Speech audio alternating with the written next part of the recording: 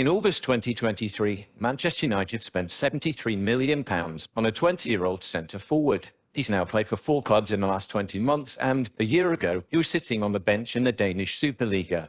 But who is Rasmus Hojlund? How good is he? And how did his unlikely rise to the top of the game happen?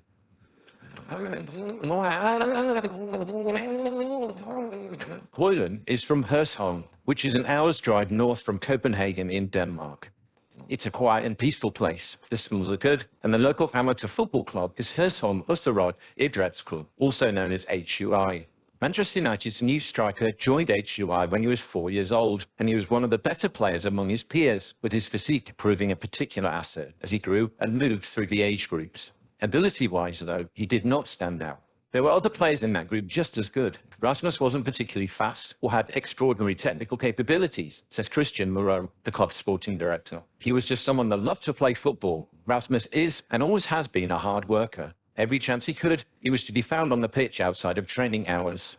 Emil and Oscar, Hojlund's younger twin siblings, began training at HUI a few years later. Together, the three became so football-obsessed that their father, Anders, a carpenter by trade, renovated the basement of their house, transforming it into an indoor pitch. When Hojlund was 12, HUI's partnership with Copenhagen-based top-flight side Brøndby meant joining their academy was a natural step. HUI have since struck up a similar arrangement with FC Copenhagen, where Hojlund moved after a few years. It was at Copenhagen that Hojlund's potential began to be realised. He made his professional debut at 17 and that season produced 16 goals in 23 appearances.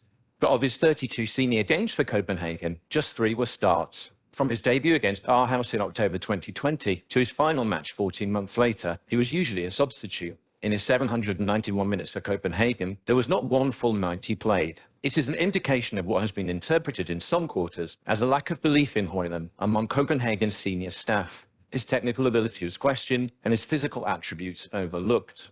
As a result, it was not especially surprising when he left in January 2022 for Austria's Sturm Graz, and for a fee of only €2 million, albeit with a sell-on fee included. It wasn't a decision that aged well. And because Hojlund, as a fan, grew up sleeping under an FC Copenhagen duvet, it was a major disappointment. But he would make his point quickly.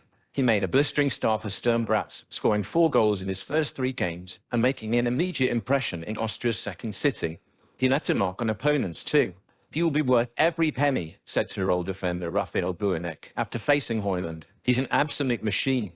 Compared to what Manchester United have paid, the amount Sturm spent may seem insignificant, but Hojlund was their most expensive signing for the best part of 20 years. He is also the most successful example of a recruitment strategy focused on signing underappreciated young talent and turning those players around for a profit. Once he arrived in Graz, Hojlund's drive, work ethic and self-belief shone through. He's not a quiet guy. He already arrived with a very good self-esteem, but in a positive way, Andreas Schicker, the club's sporting director, told The Athletic. Amazingly, Hojlund would only stay for 7 months. He was too impressive too soon, and when Atalanta offered €70 million for the player, over 8 times what Graz paid for him, it was just too good a deal to turn down. Statman would also earn €3 million from his move to Manchester United through a sell-on clause. He has a great future at the highest European level ahead of him, Schicker says. His mindset, his personality and his skills, with all his speed, power, depth, force and quality before the goal, makes him a total package. When he joined Atalanta in August 2022, he became the 6th most expensive signing in the club's history. Even so, he quickly impressed veteran head coach Gianpiero Gasperini, even though Atalanta's 65-year-old head coach is not prone to lavishly praising players. But Hojlund's first few goals in Serie A characterized all his abilities.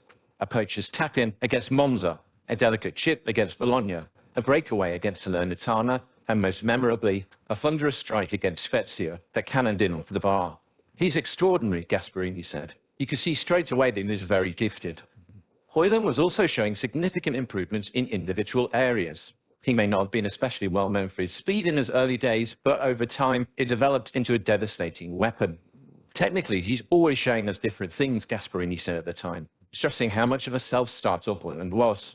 Rasmus gives his all in training all week. There are times when I have to hold him back. But there were complications. Atalanta were always aware that goals would bring attention and interest from other clubs.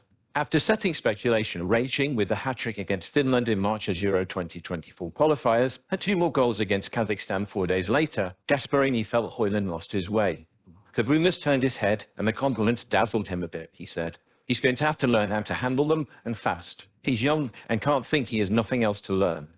Even that slight rebuke came with a tribute to Hojlund's potential.